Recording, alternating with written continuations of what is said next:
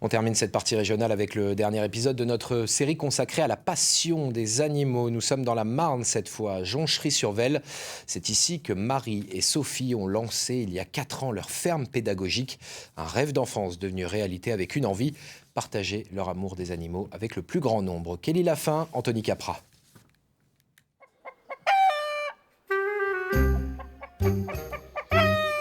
La ferme des Iriselles s'éveille. L'heure du petit déjeuner et du nettoyage des enclos.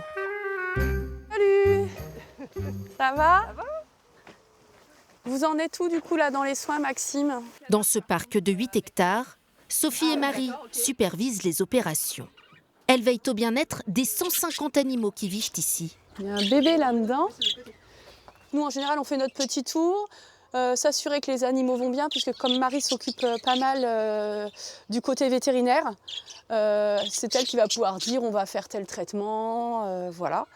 Donc voilà, on fait notre petit tour, aussi bien chez les petits animaux que chez les gros.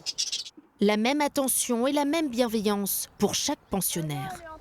Certains sont nés à la ferme, Salut ma nénette. d'autres ont dû s'adapter.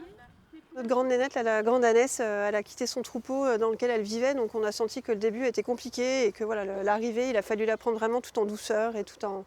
Et surtout les ânes, ça met beaucoup de temps à faire confiance en fait. Donc, mais là, ça y est, elle est tout à fait bien intégrée, elle est tout à fait contente de nous voir. Difficile de croire que ces deux amies rémoises exerçaient il y a 10 ans un métier très éloigné des animaux. Sophie était documentaliste, Marie infirmière. Mais toutes deux ont été marquées par les mêmes souvenirs d'enfance. Je passais tous mes week-ends dans les Ardennes et ma grand-mère était voisine d'une grosse ferme.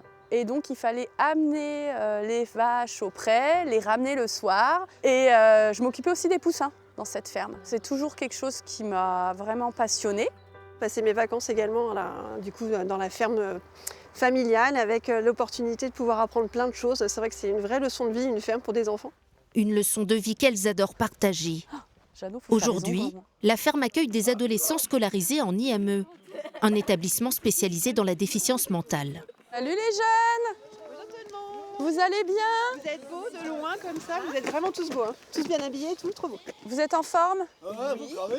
Les vacances se sont bien passées? Oui. Ouais.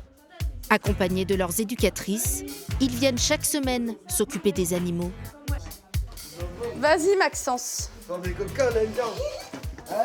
Bah là, à mon avis, tu peux mettre les 3 gros cochons d'Inde.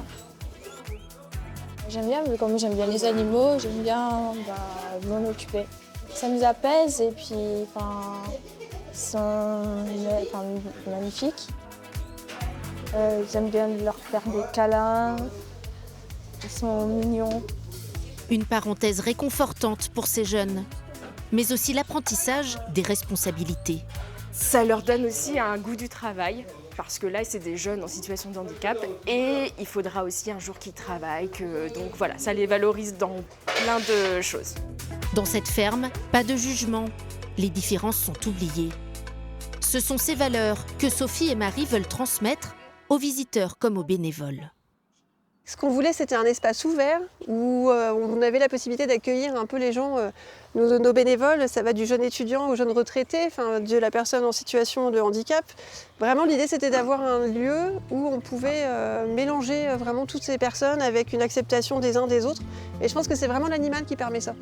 De savoir que les gens sont heureux, il y a des bénévoles qui arrivent, qui ne sont pas des fois forcément bien dans leur basket.